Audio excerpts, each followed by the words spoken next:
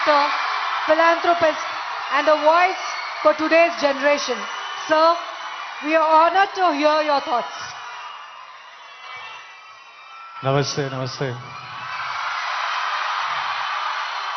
అందరికీ నమస్కారం. ముందుగా మన honourable chief minister Revanth Reddy గారికి,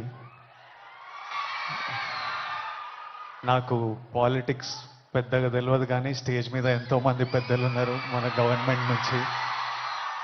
పెద్దలందరికీ నా నమస్కారం. చరణ్ అన్నకి నమస్తే. చరణ్ అన్న తెలుసు కాబట్టి. International day against drug abuse అంటే ఇలాంటి డే పెట్టే అవసరం కూడా వచ్చిందా వరల్డ్ ఓవర్? నేను చిన్న బబుల్లో బ్రతుకుతా. నాకు నా ఫ్రెండ్స్ అంటే ముఖ్యం, మా అమ్మ నాన్న హ్యాపీనెస్ ముఖ్యం, డబ్బులు ముఖ్యం, హ్యాపీగా బతకాలి, కంఫర్టబుల్గా బతకాలి, నా చిన్న పని చేయాలి, ఇంక ఇవి చేసుకుంటా ఇంటికి వెళ్ళిపోతుంటా. బయట ఏం జరుగుతుందో పెద్దగా తెలియదు. నేను వైజాగ్లో పోర్ట్లో ఒకసారి షూట్ చేస్తున్నప్పుడు అక్కడున్న పోలీస్ ఆఫీసర్ నన్ను కలిసి ఇలా యాంటీ డ్రగ్ క్యాంపెయిన్ గురించి ఒక బయట ఇవ్వమన్నారు. అవుట్ ఆఫ్ రెస్పెక్ట్ ఇచ్చినా కానీ ఇది ప్రాబ్లం, ఆ 100 ప్రాబ్లం ఉన్నప్పుడు దీనికి బయట ఏంటి అనుకున్నా.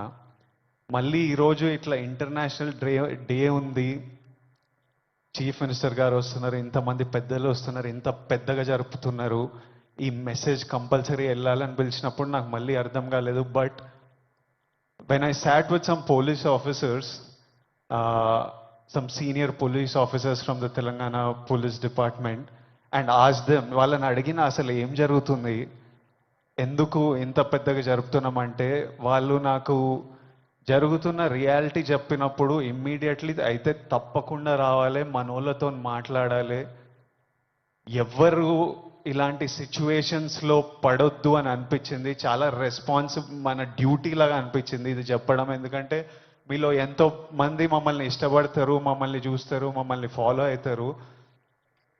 మనకి మన హెల్త్ ముఖ్యం. మనమంతా హ్యాపీగా హెల్తీగా ఉండాలి కదా.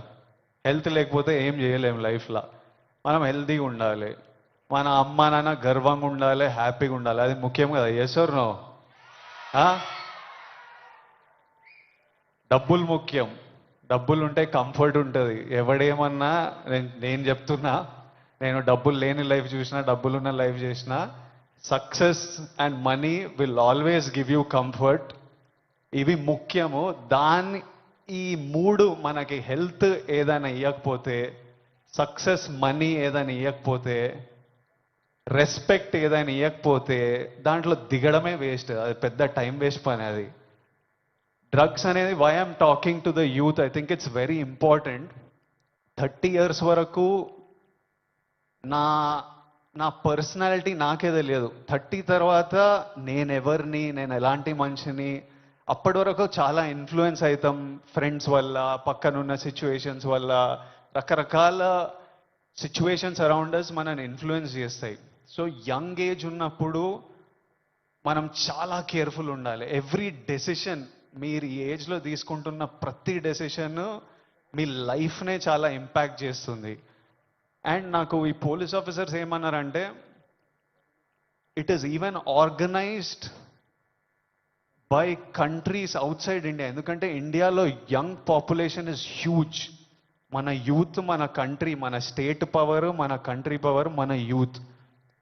ఓ కంట్రీని డిస్ట్రాయ్ చేయాలంటే ఏం చేయొచ్చు? వార్ చేయొచ్చు, టెర్రరిజం చేయొచ్చు. ఇంకో ఈజీ థింగ్ ఏంటంటే యూత్ని పాడలేపితే.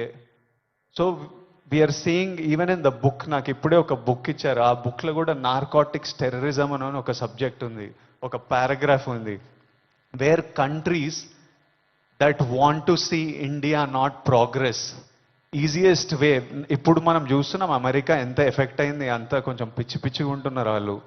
ఎందుకంటే easily you infiltrate drugs in to a system. పిల్లలు దాని మీద డిపెండెంట్ అయిపోతే ఇంకా మనకు పాత్ సక్సెస్ ఇవన్నీ ఏం, it's a chaos. We want, మనం సాలిడ్ ఉండాలి, మన కంట్రీ సాలిడ్ ఉండాలి, మనం నంబర్ 1 ఉండాలి. కరెక్టా? ఇండియా నంబర్ 1 ఉండాలంటే మనం వీటిని మన దేశం దగ్గర, మన ఫ్రెండ్స్ దగ్గర, మన ఫ్యామిలీ దగ్గర ఎక్కడ రానియకూడదు.